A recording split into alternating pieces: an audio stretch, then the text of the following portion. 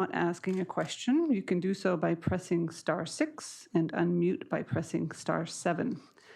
Avant de poser une question, veuillez vous identifier. Libre à vous de poser vos questions dans la langue officielle de votre choix. Pour mettre votre ligne en mode discrétion, appuyez sur *6. Pour l'enlever, faites *7. So the first question is from Kevin Gallagher of CTV. He'll be followed by Kim McCrail and Dave Parkinson. Go ahead, Kevin. Good morning, Governor. Kevin Gallagher here. The government is going to put out what is a partial snapshot of Canada's economic situation in this partial economic update. But how much of the lack of information and uncertainty makes it difficult to have real projections for you to do your work in managing the economy? How much of that is tied to the Canadian government being able to put forward things like a full fiscal update and a full federal budget? Thank you. Look, the outlook is fraught with uncertainty. I don't think I need to underline that too many times. With respect to what we're planning to do on July 15th in our monetary policy report, as I've indicated, we will be publishing a central scenario. And just to tell you what we mean by a central scenario is going to look a lot like a forecast, but reflecting the fact that there is unprecedented levels of uncertainty, particularly around the evolution of the virus itself. We're calling it a central scenario to really underline that there's an unusual amount of uncertainty around it. With respect to the government's update, that will certainly be helpful. The government has already been very transparent on its spending with respect to the various emergency response measures it's taken to support households, to support businesses, to defer tax collections, to provide lending. And certainly those spending plans will be an important input into our outlook. Next question is from Just Kim. to follow up. Sorry, Kevin, we don't have time for follow-up. If we have time, we'll come back to you. I've got to move on to Kim McCrail of Wall Street Journal is next. Hi, thank you, Governor. You referred in this speech to the bank's asset purchase programs as becoming a source of monetary stimulus. Can you talk about when those shifted from easing strains in financial markets to providing stimulus, and how effective is quantitative easing in providing stimulus to the economy right now? So the asset purchase programs were launched in a period when there were severe strains in funding markets, and their immediate goal, the imperative of a central bank, is to provide the liquidity that is needed to keep credit flowing. And that was really through March and April. As we've seen, as we've got into May and certainly now into June, we have seen a substantial improvement in market functioning. So some of our shorter-term programs, BA program, for example, you're seeing us scale back that program. The repos are starting to roll off. At the same time, we have committed to continue buying Government of Canada bonds at a pace of at least $5 billion a week. And particularly with the improvements we've seen in funding markets and with the economy beginning to reopen, that will be an important source of stimulus. That is quantitative easing. That'll be an important source of stimulus. We've lowered the policy rate to the effective lower bound of 25 basis points at the short end, and the large-scale asset purchases are contributing to keeping interest rates low across the Government of Canada curve, and that is getting passed on to households and businesses. There is a considerable amount of monetary stimulus in place. If you look at If you look at, more 5-year variable rate mortgages down about 80 basis points, prime rate down about 150 basis points. Rates across the government curve are at or very near historic lows. And if you look at, real interest rates, by which I mean the nominal rate less expected inflation, those are negative across the entire curve. Thank you. The next question is from Dave Parkinson, and he'll be followed by Shelley Hagan of Bloomberg and Kelsey Johnson of Reuters. Good afternoon, Governor. Turned it afternoon while I was working. Just wanted to follow up on Kim's question a little bit. When you talk about those QE and CE functions of those bond programs, shifting to more of a monetary stimulus role, I'm wondering if you foresee that the bank will have to adjust those programs, rework them in some way to more specifically serve a monetary stimulus purpose as opposed to their initial market functioning purpose, if we are going to need to see a reworking, even an expansion of those programs in order to serve that new role more directly? Well,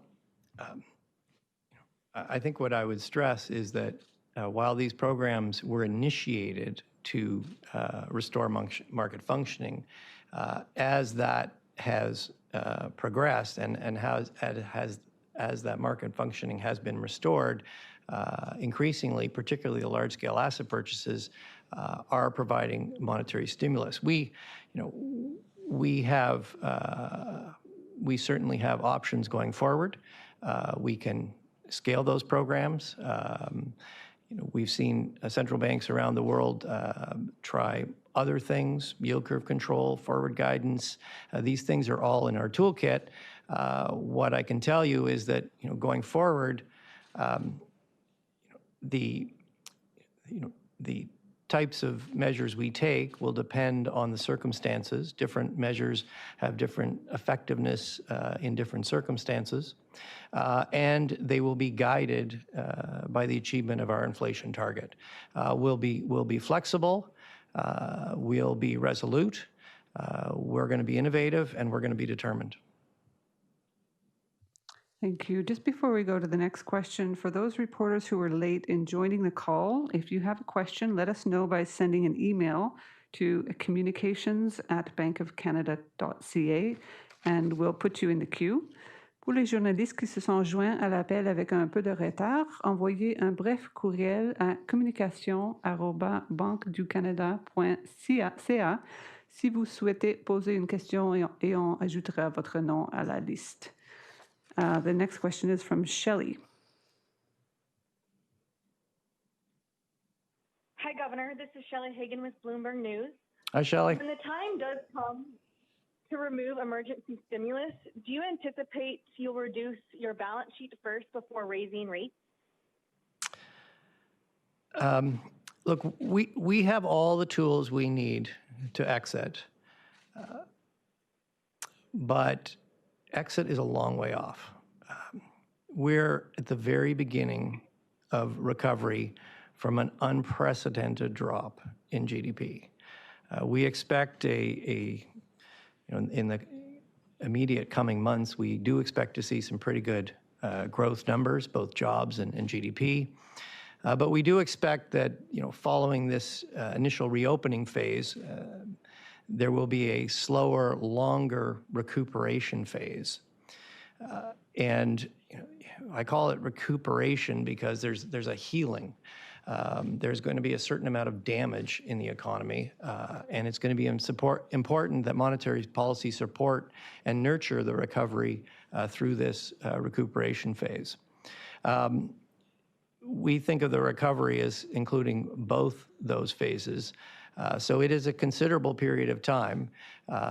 Someday, yes, we will be having that discussion about exit, and I look forward to that discussion, but it's some ways off.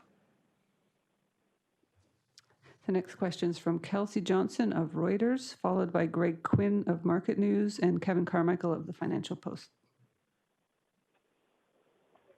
Thank you, Governor, for taking my question. It's Kelsey Johnson from Reuters. Following on that last comment you made, you've said that we're in for a long, bumpy ride, that it's going to be a considerable amount of time till exit. Are we talking a year, 2 years in terms of the length of this recuperation phase? Do you have a more specific timeline? I'm not going to put it on a calendar for you. As I said, we expect this to evolve in at least 2 phases. We will be putting out our monetary policy report on July 15th. That will provide a scenario, and as I said, it'll be a central scenario. In many respects, it'll look a lot like a forecast, but we're calling it a scenario to underline the high degree of uncertainty around it. That'll lay down a track. We will be monitoring incoming information relative to that track going forward, and we'll be updating our outlook going forward. That process, it's going to take some time as we get through this reopening phase and get into the recuperation phase, just to see how long it's going to take. The next question is from Greg, and after him will be Kevin and then Tony Mace of Mace News. Go ahead, Greg. Hello. You mentioned, as well as the pandemic, kind of domestically focused shocks from low oil prices and household debt. When it comes, how do you view those 2 economic comebacks from the oil and housing versus from COVID-19? Are they sort of from the same ball of wax, if you will, when it comes to looking at what kind of policy measures you might be taking? Well, Kevin, I mean, clearly they're all, or sorry, it's Greg. Greg, sorry. Clearly they're all interrelated. You talk of housing, the quicker people get back to work, the quicker people have confidence that their jobs are secure, there's jobs for them to go back to, the quicker their confidence will be restored and the more likely they are to make a major purchase like a house or a car. With respect to oil prices, COVID's a big part of it. It's not the whole part of it, but clearly,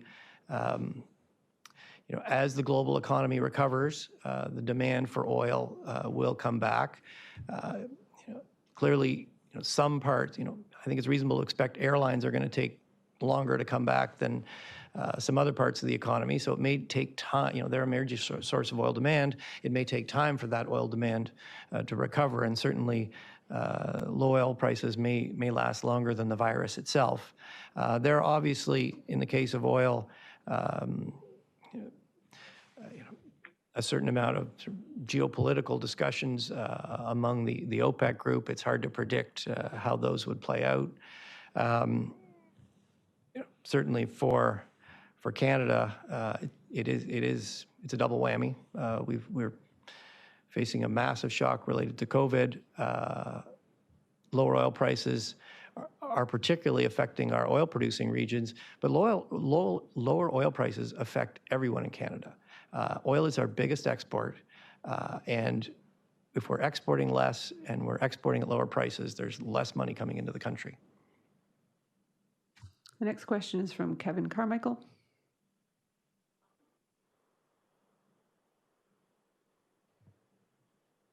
Kevin, you may be on mute.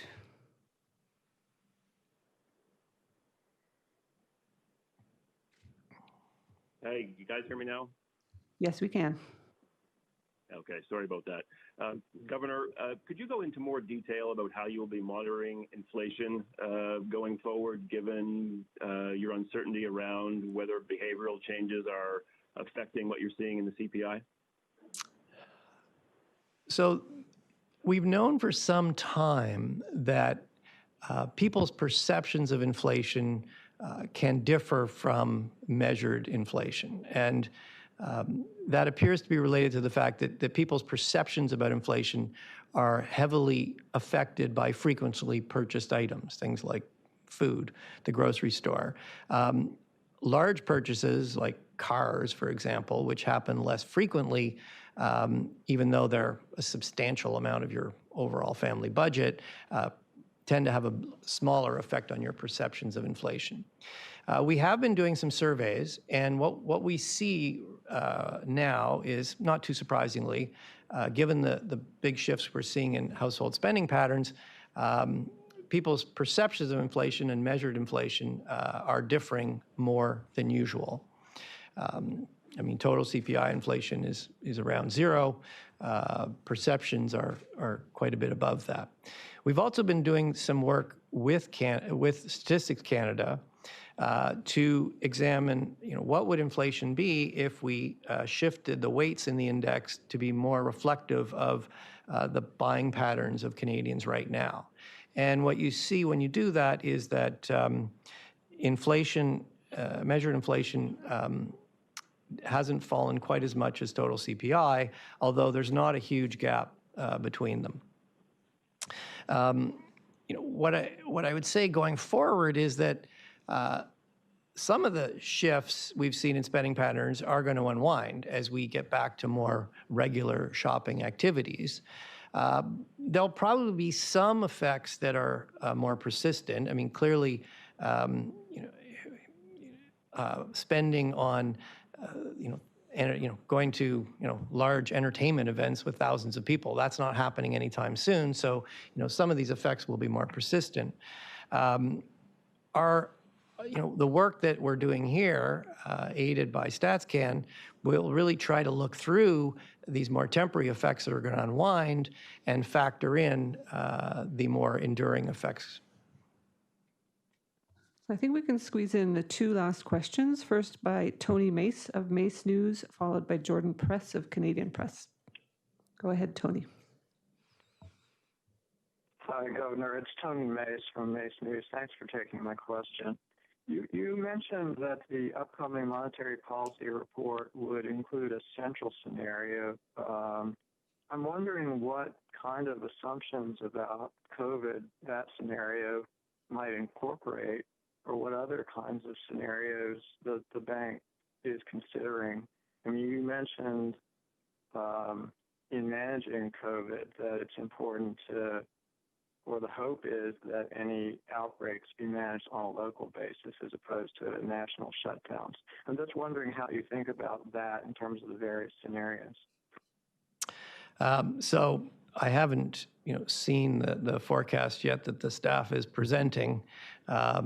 So I'm looking forward to that. There's a process between now and July 15th. But I think at a high level, it's probably safe to say that the central scenario is not going to include a second major economy-wide shutdown.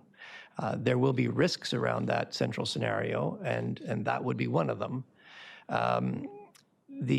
I think the central scenario, though, would embody the reality that there probably will be some more local flare-ups, and so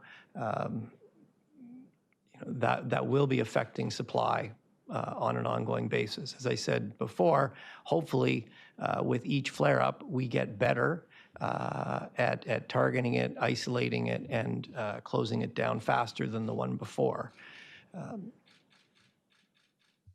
Thank you. The last question is from Jordan. Oh, hi, good morning, or sorry, good afternoon, Governor. I just wanted to ask, you talked in your speech about that this pandemic is likely to inflict some lasting damage to demand and supply. And I'm just curious if you can maybe talk a bit about some of the early indications that you're seeing about that lasting damage so Canadians can understand what you mean by that. Actually, right now, it's pretty hard to see it because the government has provided very large-scale transfers to households, supports for business, CERB, the wage subsidy, and they have, for households, those transfers are replacing the income they've lost from COVID.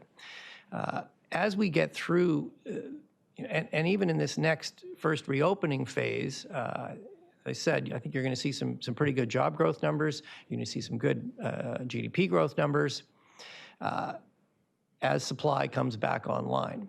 As we get through that reopening phase, though, we do think that the pace of the recovery will slow. And that will reflect the reality that not everybody's job is coming back. It'll reflect the fact that some companies aren't going to make it to the other side of this. New companies will form. Existing companies will seize new opportunities. But that takes some time. And through that, that's going to be a slower, a bumpier process that is going to require ongoing support.